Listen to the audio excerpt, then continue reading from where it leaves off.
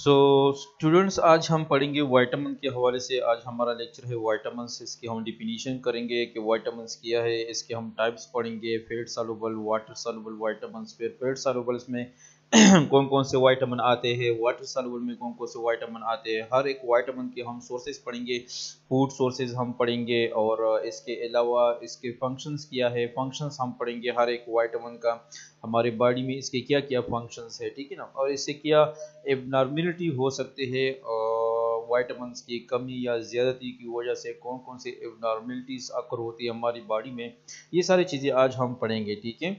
क्योंकि ये video lecture थोड़ा सा लेंथी आ जाएगा, इसलिए मैं इसको दो पार्ट्स में डिवाइड करता हूँ, ठीक है ना। ये पूरा लेक्चर जो क्या है ये दो पार्ट्स में होगा, ए और बी पार्ट में होगा।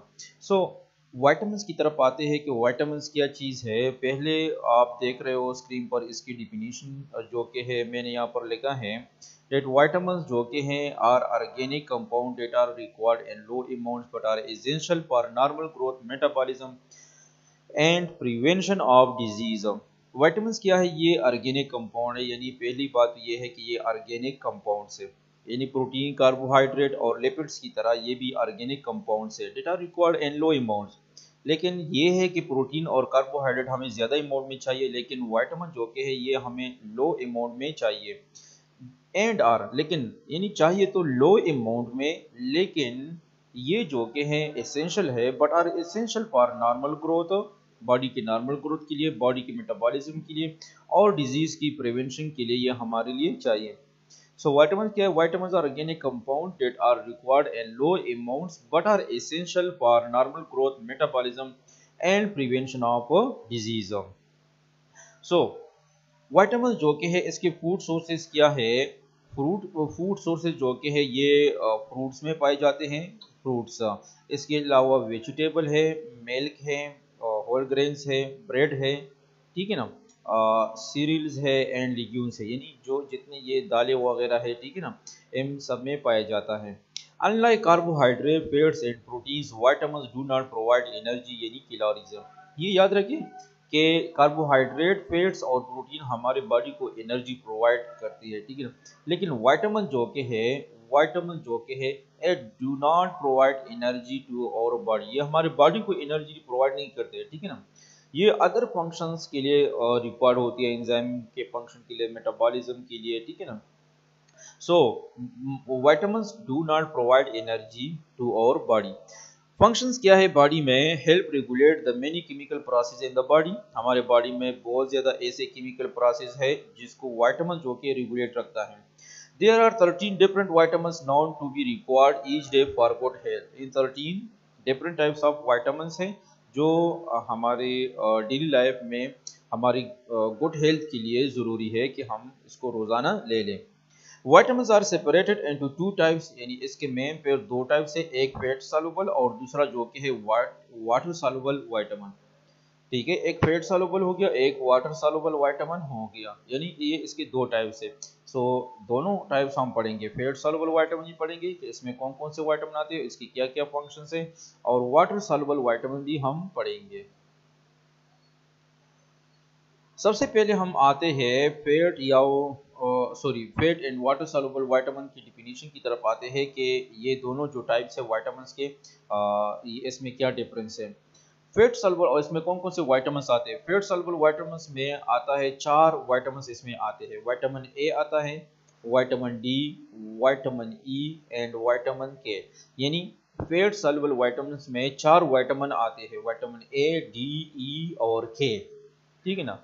विटामिन ए, डी, ई और के, ये चार विटामिन आते हैं। और ये जो फैट सॉल्युबल विटामिन्स है ये require fat for the stomach to allow them to be carried into the blood stream for use, यानी इसकी एब्जॉर्प्शन के लिए कि ये कि ये स्टमक से या इंटेस्टाइन से हमारे ब्लड में एब्जॉर्ब हो जाए, और इसकी फिर हमारी बॉडी में जो कि है इसकी जो यूज़ है, जो फंक्शंस है वो फिर परफॉर्म करें। तो इसके लिए जो कि फैट की रिक्वायरमेंट होती है, इसलिए इसको कहते हैं फैट सॉल्युबल विटामिन्स, क्योंकि इसकी एब्जॉर्प्शन के लिए, यानी it's absorption need fats, therefore it is called fat soluble vitamin and can be stored in the body for later use। और फैट soluble vitamin में एक जो यूनिक करेक्टरिस्टिक है वो ये भी है कि ये हमारे बॉडी में स्टोर होते हैं फर्दर या बाद में यूज होने के लिए स्टोर भी होते हैं, ठीक है ना।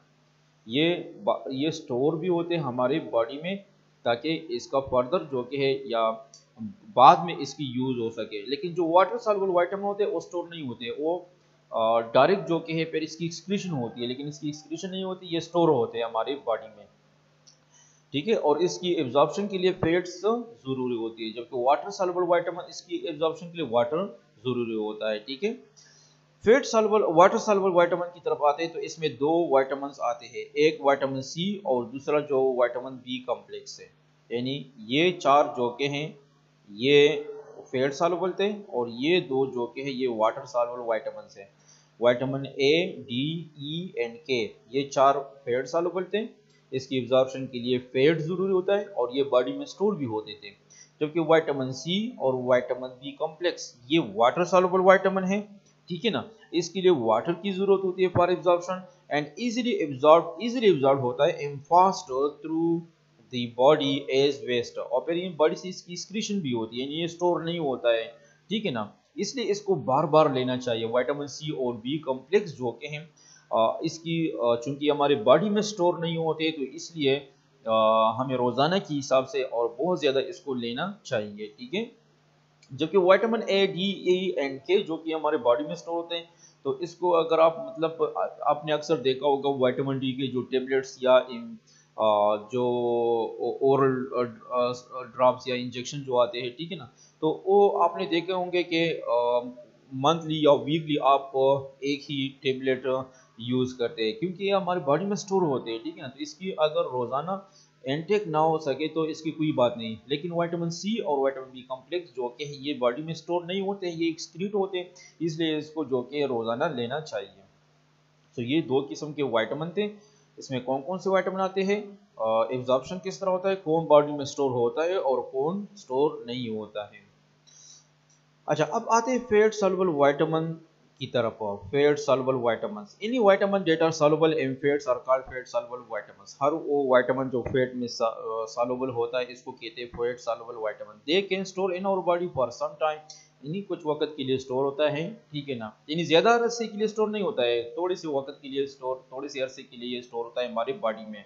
And some of them may step up to 6 months. They are store in fat tissues. और स्टोर कहाँ पर होते हैं, तो ये स्टोर जो के हैं दो जगहों पर होते हैं, एक फैट टिश्यूज में एंड लेवर में, ठीक है। They are store in fat tissues and liver of the body. Body में फैट टिश्यूज और लेवर में स्टोर होते हैं। They are transported to the site by special carriers at the time of need.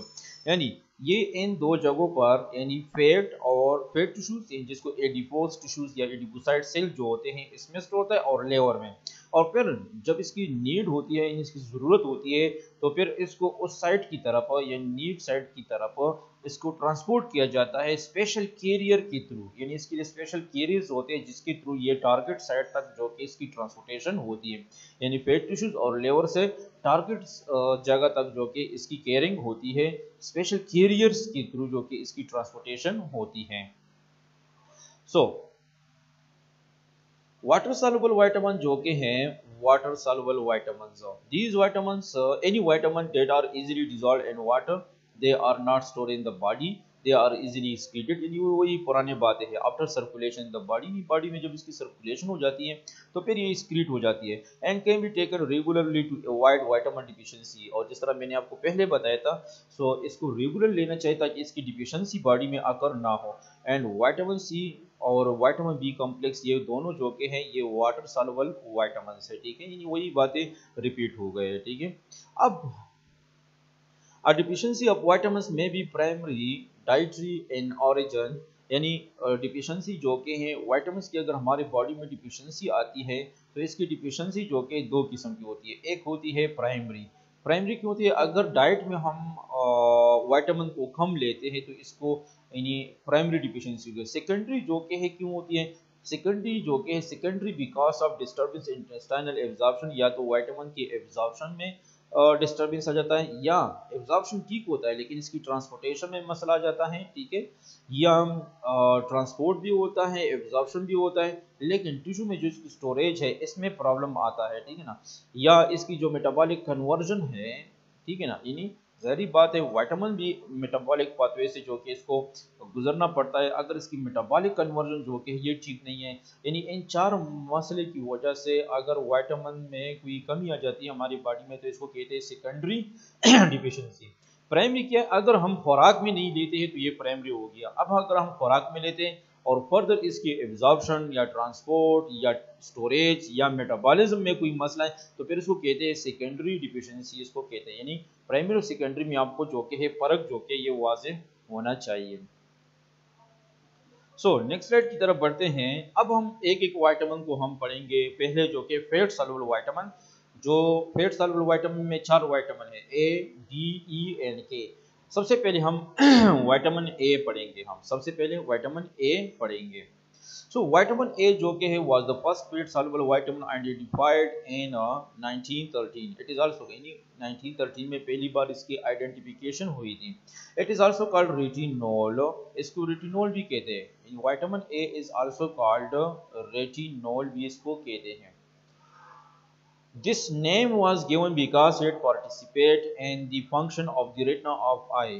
और इसको क्यों ये नाम दिया गया रेटिनोल? अक्सर आपने देखा होगा ये रेटिना या रेटिनॉल, रेटिनोल, ये आमतौर पर आई से रिलेटेड अगर कोई चीज़ होता है तो इसको हम ये नाम देते हैं। इसलिए इसको ये नाम दिया गया क्योंकि इसकी आई की जो फंक्शन है, रेटिना ऑफ आई, इसकी जो फंक्शन है इसमें इसका बहुत बड़ा किरदार होता है, इसलिए इसको रेटिनोल भी कहते हैं विटामिन ए को। Vitamin A is the name given to a group of related compounds. अब विटामिन ए हमारे साथ 3 फॉर्म में होता है, ठीक है ना, 3 फॉर्म में होता है। ये रेटिनॉल की फॉर्म में भी होता है, ये इसका अल्कोहलिक फॉर्म है, ठीक है ना, ये रेटिनॉल फॉर्म में भी होता है, ये इसका अल्डिहाइड फॉर्म है, और रेटिनोइक एसिड फॉर्म में भी होता है, यानी ये इसका कार्बोक्सिलिक एसिड फॉर्म है, एसिड फॉर्म है इसका। Retinol, retinol and retinoic acid, ये 3 फॉर्म में होता है विटामिन ए। अल्कोहल फॉर्म में भी होता है, अल्डिहाइड फॉर्म में भी होता है, और एसिड फॉर्म में भी वो होता है। ये 3 फॉर्म विटामिन ए के हो गए, ठीक है। अच्छा, this is the structure of retinol और retinol and retinoic acid. Vitamin A के जो स्ट्रक्चर्स है, तो अगर आप यहाँ पर देखें तो इसमें OH जो के यानी बाकी जो स्ट्रक्चर है ये आपको तीनों में सेम नजर आएगा, रेटिनॉल में, रेटिनॉल में और रेटिनोइक एसिड में, ठीक है ना, ये स्ट्रक्चर सारे में सेम है। यहाँ पर आप देखिए तो इसमें OH है, ठीक है ना, तो OH जो के है ये जो के अल्कोहल को रिप्रेजेंट करते हैं, और इस तरह की जो कंपाउंड्स होते हैं इसको हम फिर लास्ट में इसके लिए ओल लगाते हैं, रेटिनॉल, ठीक है, क्योंकि इसमें OH फंक्शनल ग्रुप है, अल्कोहल ग्रुप है इसमें, इसलिए इसको रेटिनॉल कहते हैं, और ये इसका विटामिन ए का ये स्ट्रक्चर हो गया। अब रेटिनॉल की स्ट्रक्चर की तरफ आते हैं तो यहाँ पर आप देख सकते हो कि इसका जो रेटिनॉल है इसमें अल्डिहाइड ग्रुप होता है, ठीक है ना, अल्डिहाइड ग्रुप इसमें होता है।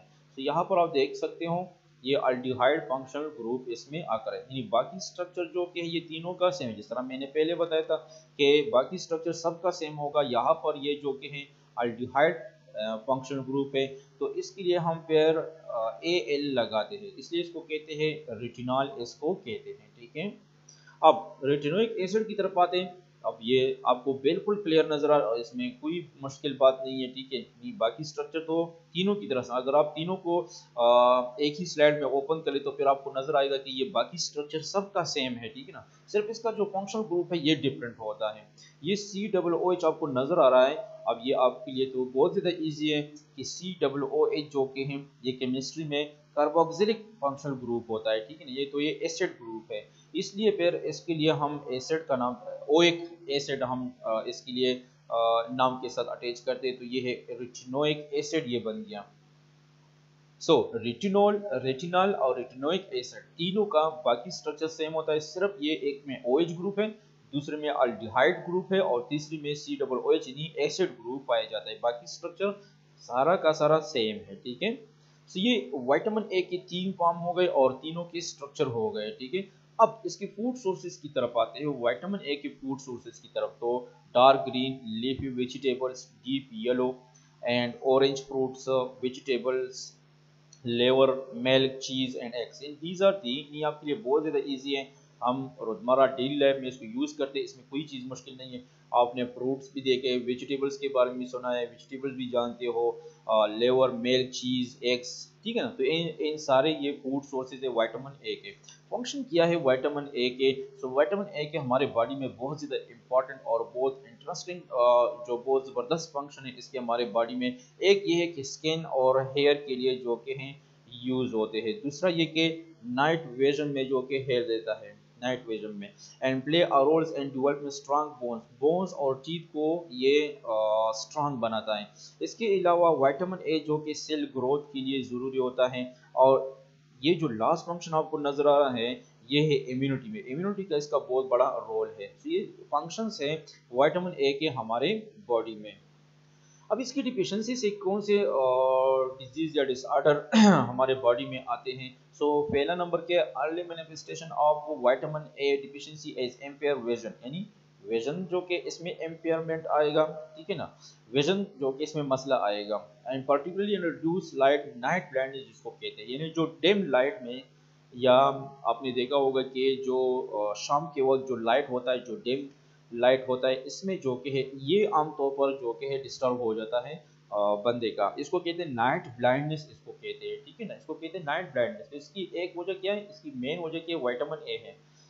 तो इस तरह के पेशेंट को विटामिन ए डिफिशिएंसी की वजह से ये होता है, तो इसको विटामिन ए सप्लीमेंट्स इसको दे दो तो इसकी ये मसला जो है फिर ठीक हो जाता है। Persistent deficiency give rise to a series of changes involving epithelial, metaplasia and keratinisation.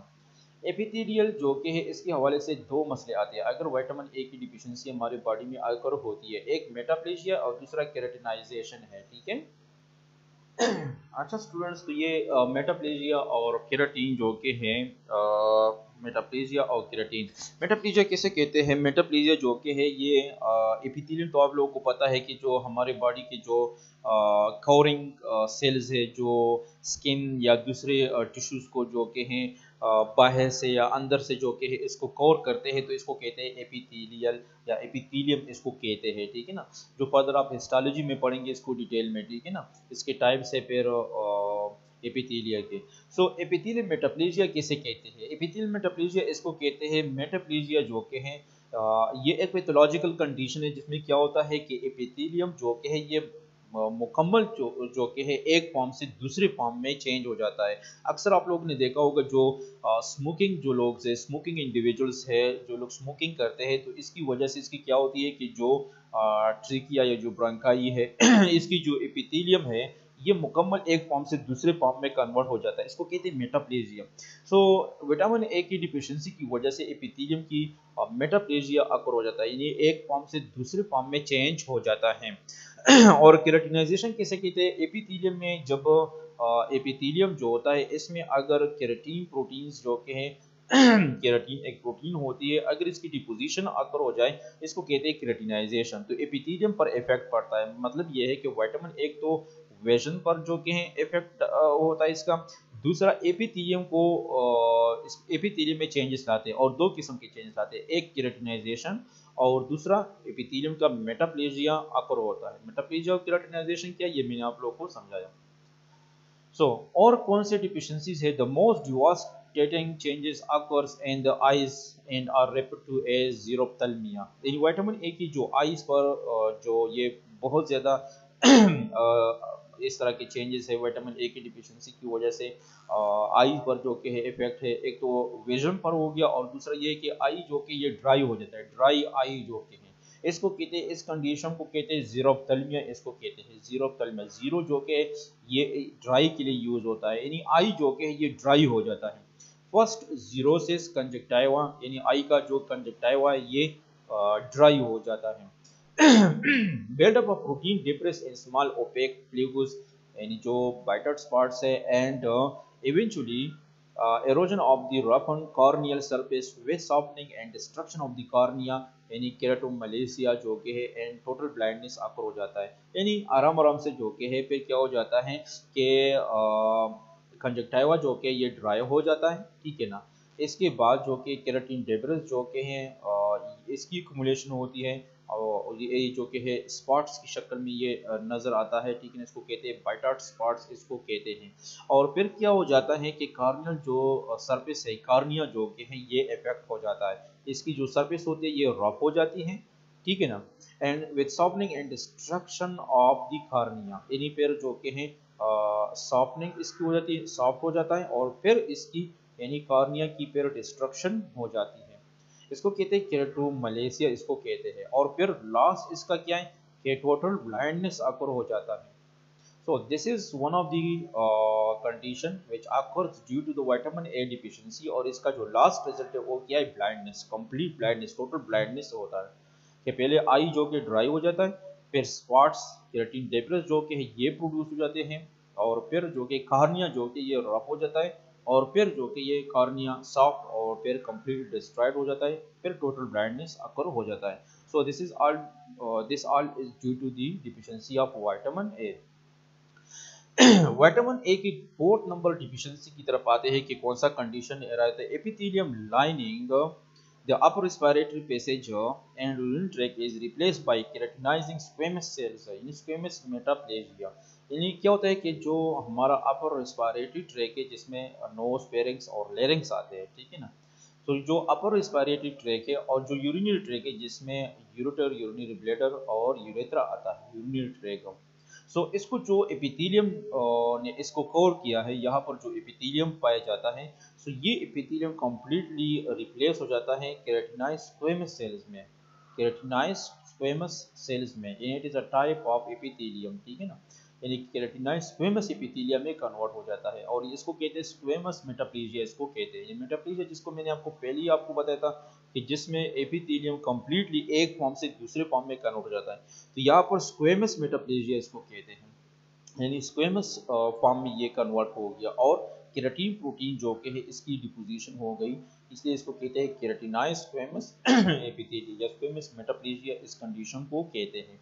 और ये कहाँ पर होता है, जो अपर रिस्पिरेटरी ट्रैक्ट है, नोज, फेरिंक्स, लेरिंक्स, और जो यूरिनरी ट्रैक्ट है इसका जो एपिथेलियम है ये कन्वर्ट हो जाता है केराटिनाइज स्क्वेमस सेल्स में, इसको रिप्लेस किया जाता है।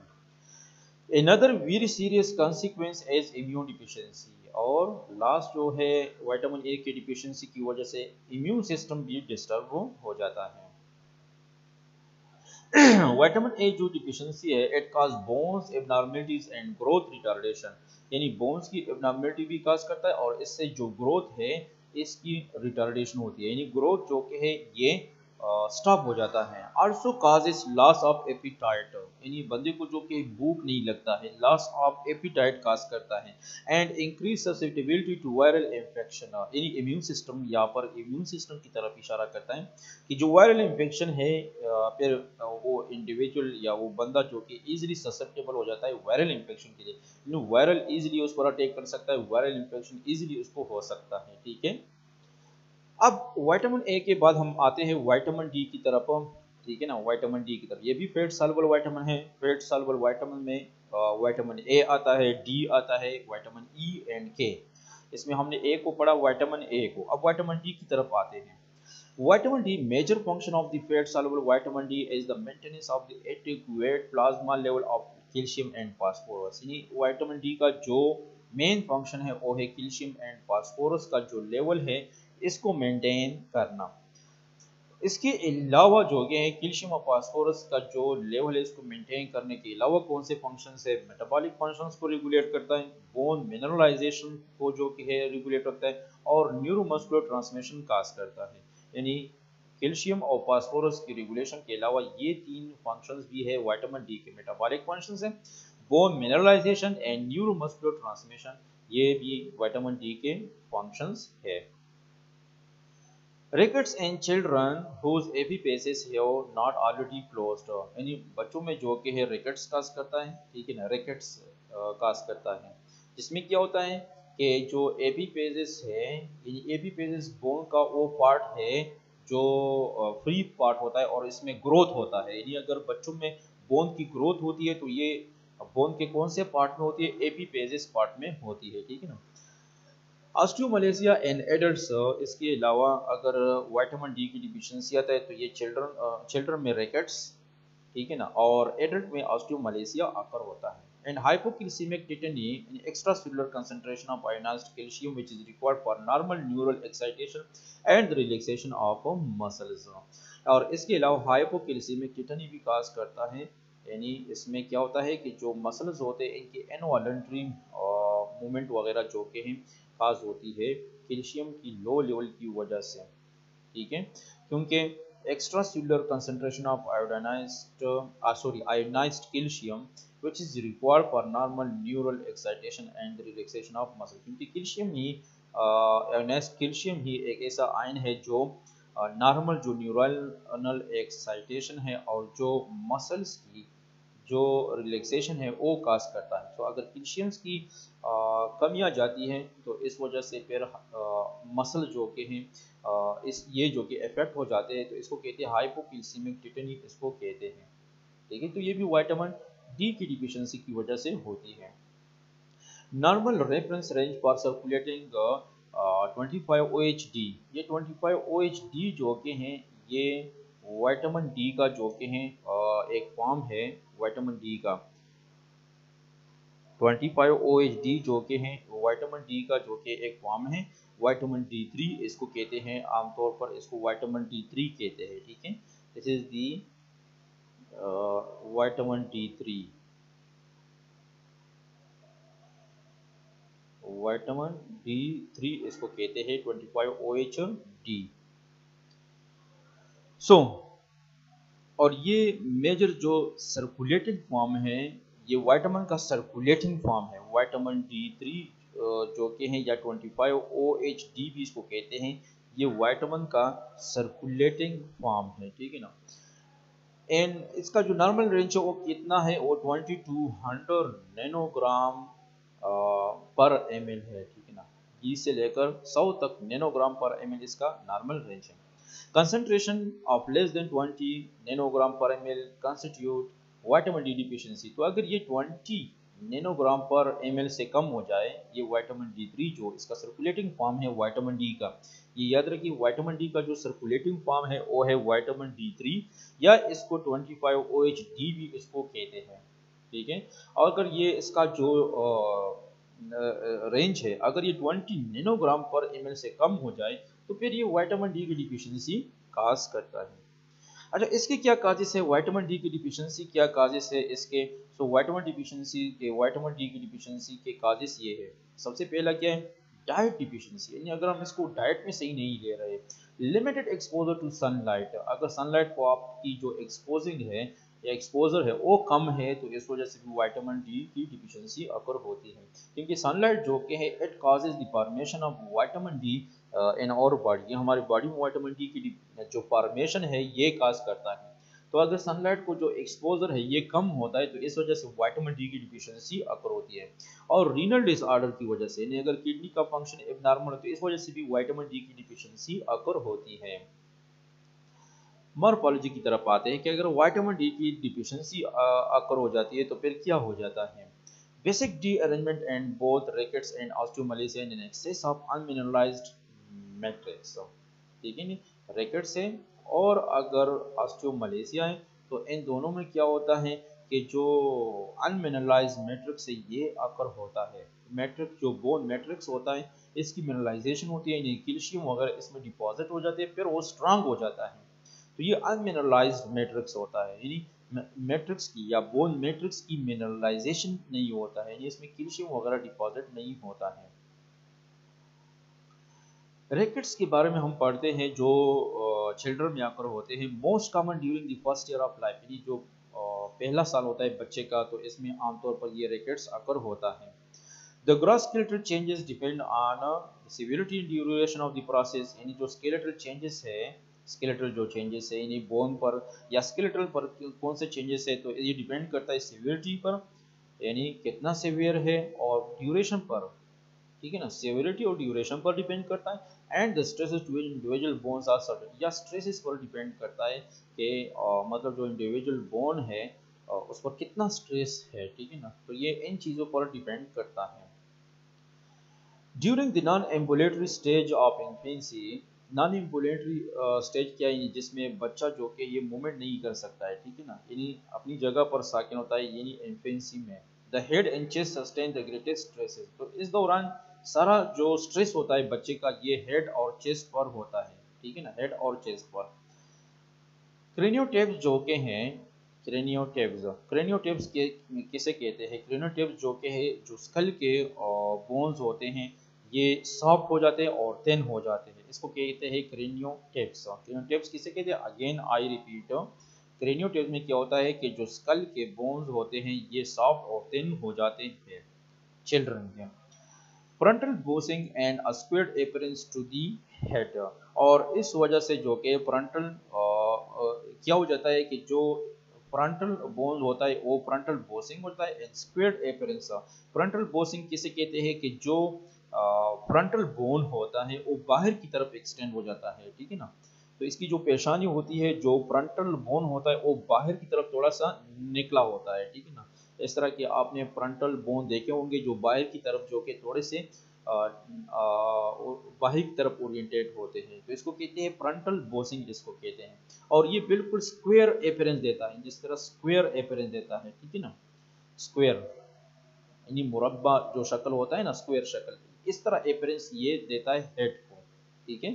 क्या होता है कि विटामिन डी की डिफिशियंसी की वजह से आमतौर पर सारा जो बॉडी का जो स्ट्रेस होता है वो हेड और चेस्ट पर होता है, यानी हेड और चेस्ट पर ज़्यादा स्ट्रेस होता है। और आमतौर पर इसमें क्या होता है कि जो बोन्स होते हैं स्कल के वो थोड़े वीक हो जाते हैं, थिन हो जाते हैं, सॉफ्ट हो जाते हैं, जिसको कहते हैं क्रेनियो टिप्स जिसको कहते हैं। और इसकी वजह से क्या हो जाता है कि जो फ्रंटल बोन होता है वो बाहर की तरफ निकला होता है, जिसको कहते हैं फ्रंटल बोसिंग जिसको कहते हैं। और इसकी जो अपीयरेंस होती है बिल्कुल स्क्वायर अपीयरेंस देता है, स्क्वायर अपीयरेंस देता है। अच्छा, रेकेटिक रोसरी किसे कहते हैं, ये the prominent knobs of bone at the costochondral joints of rickets patients are known as rachitic rosary।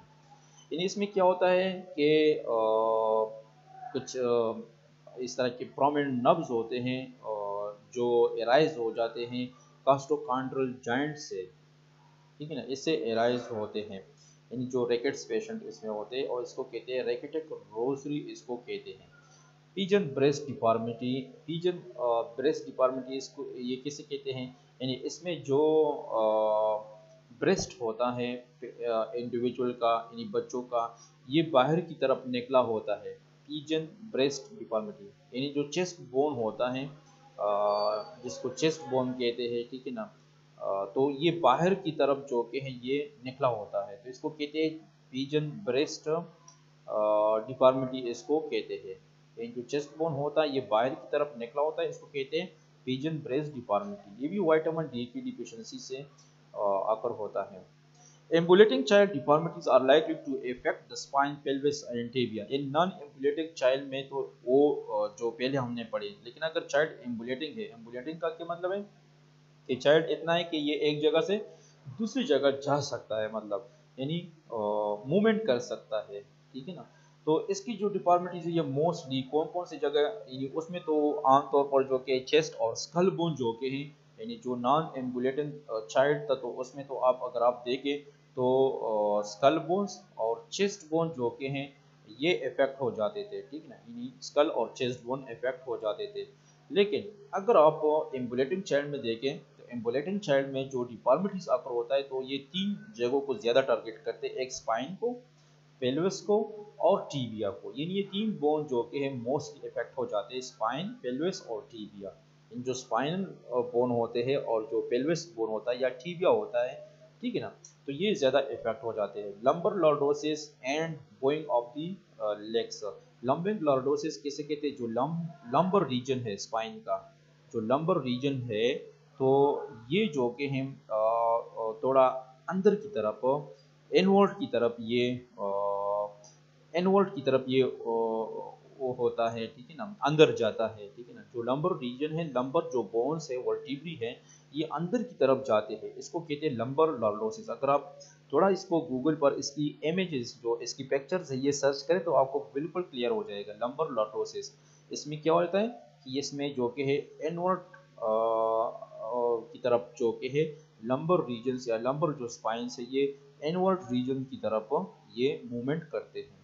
And bowing of the legs, और इसमें क्या होता है कि लेग्स जो कि है इसकी बोइंग होती है, यानी अगर आप जो कि हैं क्या होता है इसमें कि जो नीज होता है अगर आप फीट को ज़मीन पर टच करें, दोनों को आपस में टच करें, तो इसकी जो लेग्स जो होते हैं लेग्स और जो नीज होते हैं तो ये बाहर की तरफ होते हैं, ठीक है ना।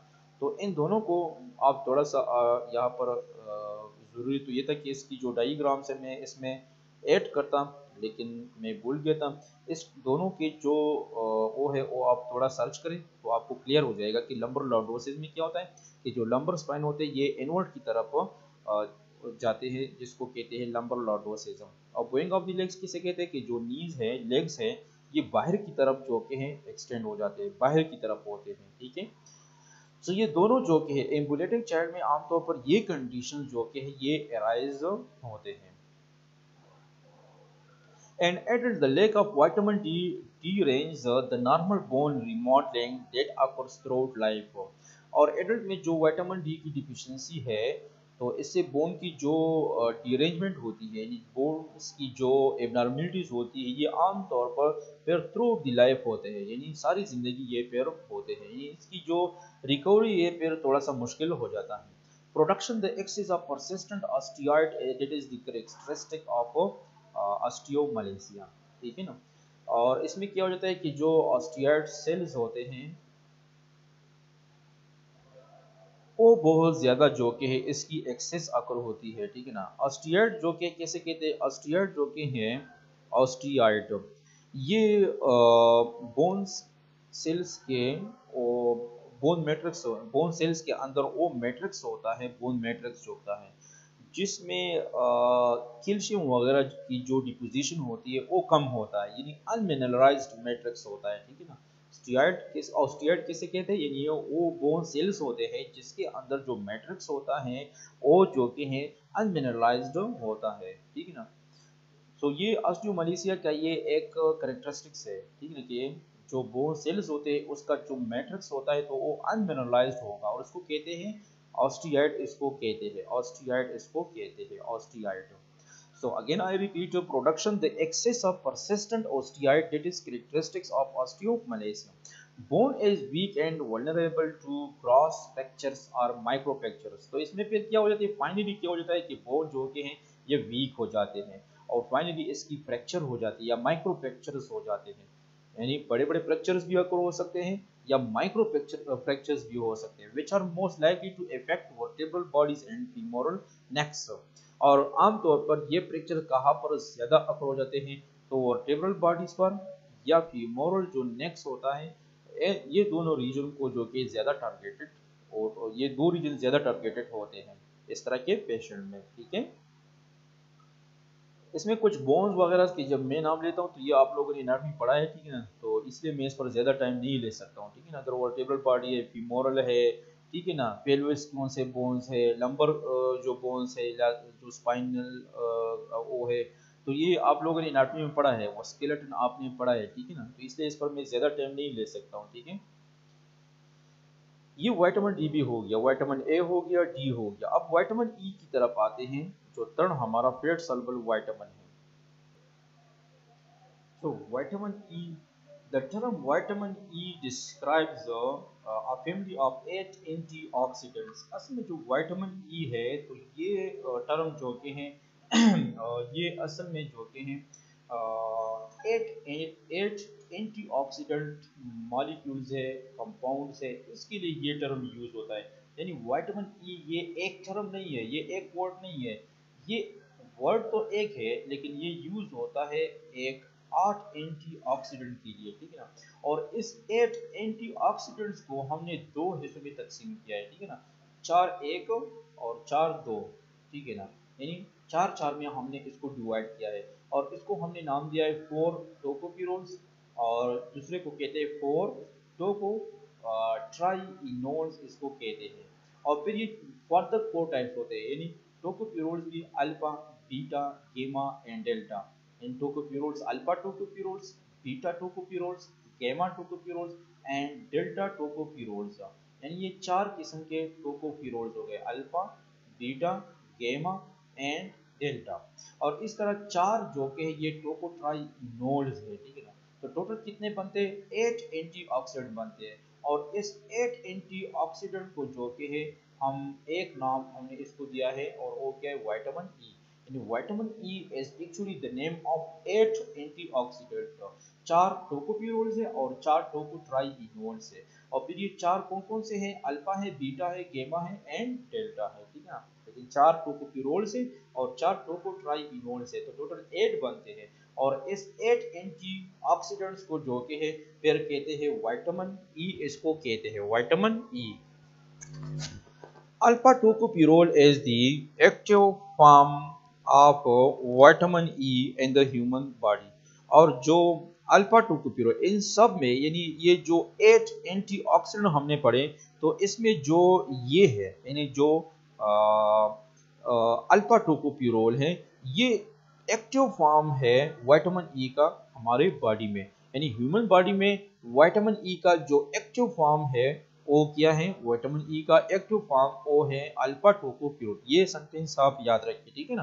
तो कोई आपसे पूछे कि विटामिन ई का एक्टिव फॉर्म कौन सा है हमारे बॉडी में, यानी पूरे 8 एंटीऑक्सीडेंट में जो विटामिन ई के ये 8 एंटीऑक्सीडेंट्स हैं, ये फॉर्म है, इसमें सबसे एक्टिव फॉर्म कौन सा है हमारे बॉडी में, तो ये है अल्फा टोकोफिरोल, ठीक है। इसके फंक्शन की तरफ आते हैं, विटामिन ई की फंक्शन की तरफ। The main function of vitamin E is antioxidant. ये एंटीऑक्सीडेंट है, ठीक है। It intercepts free radicals and prevents. यानी हर एक विटामिन्स के एक मेजर फंक्शन होता है, यानी इस तरह के फंक्शन तो ज्यादा होते हैं लेकिन हर विटामिन का एक मेजर फंक्शन होता है। फॉर एग्जांपल आपने नोट किया होगा विटामिन ए का ज्यादा फंक्शन किया था आई से रिलेटेड था, ठीक है ना, आई से यानी विजन से रिलेटेड था। विटामिन डी जो हमने पढ़ा इसका ज्यादातर फंक्शन जो कि ये बोन से रिलेटेड था, ठीक है ना। विटामिन ई का जो मेजर फंक्शन है वो है एंटीऑक्सीडेंट। ये एज अ एंटीऑक्सीडेंट के तौर पर काम करता है विटामिन ई, ठीक है ना।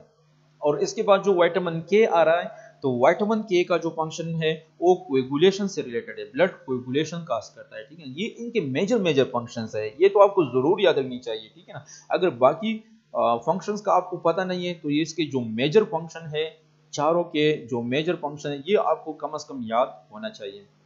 सो इसका जो मेन फंक्शन है विटामिन ई का जो मेन फंक्शन है वो है एज अ एंटीऑक्सीडेंट के तौर पर काम करता है and intercepts free radicals and prevents destruction of cell membranes. ये फ्री रेडिकल्स जो के हैं इसको प्रिवेंट करते हैं, फ्री रेडिकल्स की जो फॉर्मेशन होती है, क्योंकि फ्री रेडिकल जो के हैं ये फर्दर हमारी जो सेल मेम्ब्रेन होती है उसकी डिस्ट्रक्शन काज करता है, ठीक है ना। सो फ्री रेडिकल को ये प्रिवेंट करता है, इसकी फॉर्मेशन को प्रिवेंट करता है, जिसकी वजह से जो सेल मेम्ब्रेन की डिस्ट्रक्शन है वो प्रिवेंट हो जाता है, यानी सेल मेम्ब्रेन की डिस्ट्रक्शन नहीं हो जाएगा। ये आप लोग जो कि ये जो सेंटेंस है ये आपको क्लियर हो जाएगा इंशाल्लाह, क्योंकि मैं रेफरेंस इसलिए देता हूँ क्योंकि आप लोग आगे आ रहा है इसको आप थर्ड सेमेस्टर में पैथोलॉजी में आप लोग पढ़ेंगे, थर्ड सेमेस्टर में पैथोलॉजी में आप पढ़ेंगे कि सेल मेम्ब्रेन की डिस्ट्रक्शन होती है हमारे बॉडी में, मेटाबॉलिज्म के रिजल्ट्स में कुछ फ्री रेडिकल्स बनते हैं, वो फ्री रेडिकल्स कौन कौन से हैं, क्यों बनते हैं, ठीक है ना। ये आप लोग पढ़ेंगे पैथोलॉजी में, पैथोलॉजी सब्जेक्ट में। और ये फ्री रेडिकल्स फिर सेल मेम्ब्रेन की डिस्ट्रक्शन काज करते हैं, ठीक है ना। तो विटामिन ई क्या करता है, vitamin E in free radicals की जो फॉर्मेशन है इसको प्रिवेंट करता है, जिसकी वजह से सेल मेम्ब्रेन की डिस्ट्रक्शन नहीं होगा, ठीक है। It protects the fat and LDL from oxidation. जो लो डेंसिटी लिपोप्रोटीन है इसकी जो ऑक्सीडेशन है ये काज करता है। It inhibits platelets aggregation, platelets की जो एग्रीगेशन है ये इनहिबिट करता है। एनहांसेस वेजोडाइलेशन, वेजोडाइलेशन को इनहांस करता है। Inhibit the activity of protein kinase C, और जो प्रोटीन काइनेज सी है इसकी एक्टिविटी को इनहिबिट करता है। So these are the functions of vitamin E। Vitamin E की जो डाइटरी सोर्सेज है तो ये कौन कौन से है, वेजिटेबल ऑयल से, एलिमेंट्स एंड पीनट्स, एवोकेडो में, और एवोकेडो जो कि ये नाशपाती की तरह एक फ्रूट का नाम है, ठीक है ना। स्पाइनेच हो गया, कैरेट हो गया। So these are the food sources of vitamin E. Vitamin E के ये सोर्सेस है। विटामिन ई की डिफिशियंसी से क्या होता है?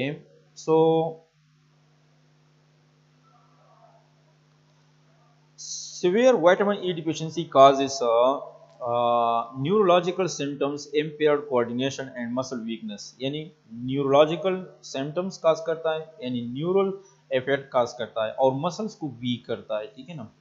तो अगर न्यूरल सिम्टम्स काज करता है तो इट मीन्स कि जो कोऑर्डिनेशन सिस्टम है, न्यूरल कोऑर्डिनेशन है और जो नर्वल कोऑर्डिनेशन है ये इम्पेयर हो जाएगा और मसल्स वीक हो जाते हैं। Increased risk of cardiovascular disease, जो कार्डियोवास्कुलर डिजीज है इसके चांसेस ज़्यादा हो जाते हैं, इसका रिस्क जो कि ये इंक्रीज हो जाता है। अगर विटामिन ई की डिफिशियंसी हो हमारे बॉडी में तो चांसेस ऑफ कार्डियोवास्कुलर डिजीज जो कि है ये इंक्रीजेस हो जाएंगे। हीमोलिटिक एनीमिया इन चिल्ड्रन, और चिल्ड्रन में जो कि हीमोलिटिक एनीमिया अकर हो जाता है। रिस्क फैक्टर क्या है? सीवियर पीईएम, यानी पीईएम का क्या मतलब है? प्रोटीन एनर्जी मल न्यूट्रिशन, यानी अगर हम प्रोटीन कम लेते हैं तो इसी वजह से विटामिन ई की डिफिशियंसी अकर होती है। तो अगर सीवियर पीईएम हो, प्रोटीन एनर्जी मल न्यूट्रिशन हो, तो इसकी वजह से विटामिन ई की डिफिशियंसी होती है। Genetics defects affecting the transfer protein of alpha tocopherols, और इसकी तरह जेनेटिक डिफेक्ट भी हो सकता है, ठीक है ना, जिसकी वजह से जो अल्फा टोकोफेरोल है ये इफेक्ट हो जाता है, ठीक है ना, ये जो प्रोटीन है ये इफेक्ट हो जाता है। तो जेनेटिक रीजन भी हो सकता है और प्रोटीन एनर्जी मल न्यूट्रिशन भी हो सकता है। फैट मल एब्जॉर्प्शन सिंड्रोम और फैट मल एब्जॉर्प्शन सिंड्रोम भी हो सकता है। सो these three are the risk factors for vitamin E deficiency। Therapeutic uses क्या है? हम विटामिन ई को थेराप्यूटिकली किन कौन से डिजीज में या कौन से पैथोलॉजिकल कंडीशन में यूज कर सकते हैं विटामिन ई को? Prevention of cardiovascular diseases, cardiovascular disease की प्रिवेंशन में यूज करते हैं विटामिन ई को। डायबिटीज मेलाइटिस के लिए यूज करते हैं, कैंसर प्रिवेंशन के लिए, इम्यूनिटी को बूस्ट करने के लिए, और डिमेंशिया जिसमें लॉस ऑफ मेमोरी होता है, ठीक है ना। सो इन कंडीशन में जो कि है, इन क्लिनिकल कंडीशन में जो कि है, हम विटामिन ई को जो कि थेराप्यूटिक पर्पस के लिए यूज कर सकते हैं। इसकी टॉक्सिसिटी क्या है? Excess vitamin E may cause impair blood clotting leading to increase risk of bleeding in some person, यानी ब्लड क्लॉटिंग को जो कि ये इम्पेयर बनाएगा, यानी ब्लड क्लॉटिंग इफेक्ट हो सकता है, जिसकी वजह से कुछ लोगों में जो कि ब्लीडिंग के चांसेस ज्यादा हो जाते हैं। तो अगर विटामिन ई की बहुत ज्यादा एक्सेस हो जाए तो इसकी वजह से ब्लीडिंग, कुछ लोगों में ब्लीडिंग के चांसेस ज्यादा हो जाते हैं, ठीक है ना। और ये इसलिए अगर सर्जरी, बाज़ औक़ात अगर कोई पेशेंट है उसकी सर्जरी होती है तो सर्जरी से 1 मंथ पहले जो कि अगर वो विटामिन ई ले रहा हो, यही वजह है कि सर्जन जो होता है उस पर वो स्टॉप करता है। विटामिन ई की जो अपटेक है उसको कहता है कि आप फर्दर विटामिन ई नहीं लेंगे, यानी 1 मंथ बिफोर जो कि सर्जरी से 1 महीना पहले आपको विटामिन ई स्टॉप करना होगा। क्योंकि विटामिन ई से क्या होता है कि विटामिन ई से ब्लीडिंग के चांसेस ज़्यादा हो जाते हैं। तो सर्जरी में चूंकि ओपन सर्जरी तो इसमें वैसी ब्लीडिंग होता है, तो इसलिए विटामिन ई को बिफोर 1 मंथ जो कि आपको स्टॉप करना होगा। सो ब्लीडिंग चांसेस ज़्यादा होते हैं। It is recommended that vitamin E supplements to be stop 1 month before elective surgery, यानी सर्जरी से 1 महीना पहले आपको विटामिन ई जो सप्लीमेंट्स आप ले रहे हो तो उसको स्टॉप करना होगा। विटामिन ई के बाद आ रहा है विटामिन के, यानी चौथा टाइप है। The 4th type of fat soluble vitamin में विटामिन ए भी हो गया, डी भी हो गया, विटामिन ई भी हो गया। अब विटामिन के की तरफ आते हैं। सो विटामिन के जो के हैं, द के is derived from the German word coagulation, यानी के जो के हैं असल में ये कोएगुलेशन जो के जर्मन वर्ड में कोएगुलेशन का जो वर्ड है इसमें पहले के यूज होता है, तो इसलिए इसको हमने कोएगुलेशन से इसको डिराइव किया है। There are 2 naturally occurring form of vitamin K, और विटामिन के 2 naturally occurring forms है। प्लांट सिंथेसाइज पाइलोक्विनोन यानी विटामिन K1, एक विटामिन K1 है जिसको पाइलोक्विनोन भी कहते हैं, जो प्लांट इसको सिंथेसाइज करता है। एंड बैक्टीरिया सिंथेसाइज मेनाक्विनोन जिसको विटामिन K2 भी कहते हैं। यानी विटामिन के 2 फॉर्म्स होते हैं। नेचुरली जो अकरिंग फॉर्म है इसके 2 फॉर्म है। एक फॉर्म को कहते हैं विटामिन K1 जिसको प्लांट सिंथेसाइज करता है, और दूसरा जो बैक्टीरिया सिंथेसाइज करता है इसको कहते हैं विटामिन K2। यानी ये दो फॉर्म हो गए, विटामिन K1 जिसको प्लांट सिंथेसाइज करता है, दूसरा विटामिन K2 यानी इसको बैक्टीरिया सिंथेसाइज करता है। यानी ये दोनों नेचुरल फॉर्म है विटामिन K के। Menaquinone 4 is produced in animals from vitamin K1। फिर इसका तीसरा फॉर्म भी है मेनाक्विनोन 4, यानी ये इसका तीसरा फॉर्म है मेनाक्विनोन 4। और ये फर्दर जो कि एनिमल में प्रोड्यूस होता है विटामिन K1 से।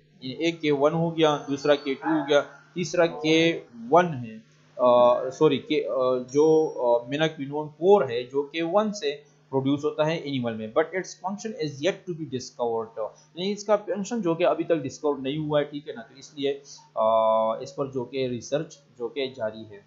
सो मेजर जो दो फॉर्म है, एक है विटामिन K1 जिसको प्लांट सिंथेसाइज करता है, दूसरा जो फॉर्म है वो है विटामिन K2 जिसको बैक्टीरिया सिंथेसाइज करता है। फंक्शन की तरफ आते हैं। Vitamin K is needed for production of vitamin K dependent coagulation factors in the liver. यानी कोएगुलेशन में इसका बहुत बड़ा फंक्शन है। अदर फंक्शन, कोएगुलेशन के अलावा कौन से फंक्शन है? Assist in bone mineralization, bone mineralization में इसका फंक्शन है। The mineral binding capacity of osteocalcin requires vitamin K। यानी मिनरल्स का मैट्रिक्स के अंदर बाइंड होना, ऑस्टियोकैल्सिन का जो बाइंडिंग कैपेसिटी है, मिनरल बाइंडिंग कैपेसिटी है, तो इसके लिए विटामिन K जो के हैं इसको चाहिए। तो विटामिन K जो के बोन मिनरलाइजेशन में इसकी ये हेल्प देता है। G6 is the vitamin K dependent protein identified in 1993। It is important for neuronal function। एक प्रोटीन है जिसको कहते हैं G6। G6 जो कि है ये विटामिन K डिपेंडेंट प्रोटीन है और इसको 1993 में आइडेंटिफाई किया गया था और ये इम्पोर्टेंट होता है न्यूरॉनल फंक्शन के लिए, इम्पोर्टेंट होता है। G6 ये एक प्रोटीन का नाम है, विटामिन K डिपेंडेंट प्रोटीन है। 1993 में इसको आइडेंटिफाई किया गया था और ये न्यूरॉनल फंक्शन के लिए इम्पोर्टेंट होता है, ठीक है। सोर्सेस क्या है विटामिन K के? Bacteria in large intestine produce vitamin K2 and supplies 40 to 50% of human requirement. हमारे लार्ज इंटेस्टाइन में जो कि है एक बैक्टीरिया है जो विटामिन K2 की प्रोडक्शन खास करता है और ये हमारी बॉडी की यानी ह्यूमन के 40 to 50% जो रिक्वायरमेंट्स है ये पूरा करते हैं। इसके अलावा यानी लार्ज इंटेस्टाइन में जो बैक्टीरिया, एक तो ये 40 to 50% ये हमारी बॉडी की रिक्वायरमेंट पूरा करते हैं। इसके अलावा वेजिटेबल ऑयल में होता है, आलमंड्स एंड पीनट्स में होता है, एवोकाडो एंड ब्रोकोली। ब्रोकोली जो कि है ये एक किस्म का वो है पौधा है जो अक्सर हम सलाद के तौर पर हम खुराक में यूज़ करते हैं। स्पाइनच हो गया, लेट्यूस हो गया, पार्सले हो गया, ठीक है। यानी सारे जो कि फूड सोर्सेज है विटामिन K के। विटामिन K की डिफिशियंसी की तरफ आते हैं। It is uncommon in adults. Adults में ये बहुत अनकॉमन है। Only those with severe liver disease, सिर्फ उन लोगों में होता है जो जिस लिवर डिजीज जिसको होता है, and those in oral anticoagulants are at risk. Exclusively breastfeed and premature babies are at risk because of human milk is low in vitamin E। इसके अलावा जो ब्रेस्ट फीडिंग चाइल्ड्स है या जो प्री मेच्योर बेबीज हैं इसमें भी ये विटामिन E की डिफिशियंसी होती है क्योंकि ह्यूमन मिल्क में जो विटामिन E है ये थोड़ा डिफिशिएंट होता है। Their gut is not yet colonized with bacteria, ठीक है। और इन किस्म के चिल्ड्रन में, चाइल्ड में जो कि है इसका जो गट होता है GAT होता है, इसमें बैक्टीरिया जो कि हैं यानी कुछ खास बैक्टीरिया अखर नहीं होता है, ठीक है। तो इसलिए विटामिन E की जो फॉर्मेशन है ये नहीं होता है। तो चाइल्ड जो कि हैं एडल्ट अनकॉमन है, यानी एडल्ट में विटामिन E की डिफिशियंसी जो कि है सॉरी विटामिन K की डिफिशियंसी इतना खास नहीं है, सिर्फ चाइल्ड में होता है। इसकी अगर वो ब्रेस्ट फीडिंग हो, ठीक है ना, प्रीमेच्योर हो, या इसके अलावा भी इसमें विटामिन E की डिफिशियंसी होता है। क्यों? वजह क्या है? क्योंकि अगर वो ब्रेस्ट फीडिंग है, ठीक है ना, तो ह्यूमन मिल्क में विटामिन E डिफिशिएंट है, ठीक है ना। जो मदर मिल्क होता है उसमें विटामिन E डिफिशिएंट होता है, इसलिए इसकी वजह ये है। इसके अलावा भी यानी चिल्ड्रन में जो कि है एक खास हद तक, एक खास एज तक जो कि इसमें इसके जो गट है इसमें बैक्टीरिया की ग्रोथ नहीं होती है, बैक्टीरिया कॉलोनाइज्ड नहीं होता है। और हमारे लिए तो विटामिन E की जो प्रोडक्शन है 40 to 50% ये तो बैक्टीरिया से हमें मिल जाता है, ठीक है ना। इसी वजह से इसमें विटामिन ई की डिफिशियंसी होती है, विटामिन के की। Hemorrhagic disease of the newborn is a serious threat to life and routine. Vitamin K prophylaxis is recommended by the AAP. क्या है कि haemorrhagic diseases of the new burn, अगर new burn है और इसमें हेमोरेजिक डिजीज है, इसमें coagulation का मसला है और ब्लीडिंग इसमें है, ब्लीडिंग होती है, तो ये एक सीरियस थ्रेट होता है, ठीक है ना, एक सीरियस इलनेस है लाइफ में। और इसको विटामिन के की जो कि है प्रोफाइलेक्सिस, इसको यानी पहले से हम इसको विटामिन के देते हैं ताकि ब्लीडिंग स्टॉप हो जाए, क्योंकि विटामिन के जो कि ये कोगुलेशन काज करता है। और ये इसको किसने रिकमेंड किया है, इसको रिकमेंड किया है एएपी ने। एएपी किसे कहते हैं, एएपी का मतलब है American Academy of paediatrics.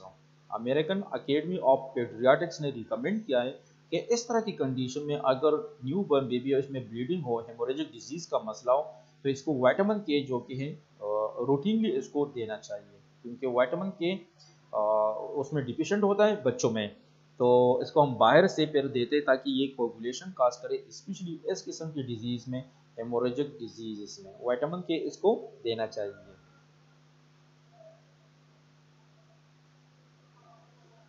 So vitamin C और जो विटामिन बी कॉम्प्लेक्स है, ये वाटर सॉल्युबल विटामिन्स है, और ये हम इंशाल्लाह नेक्स्ट लेक्चर, इस लेक्चर का जो पार्ट बी है इसमें हम पढ़ेंगे। So thank you students, thank you so much. Next lecture में हम विटामिन सी इंशाल्लाह हम पढ़ेंगे।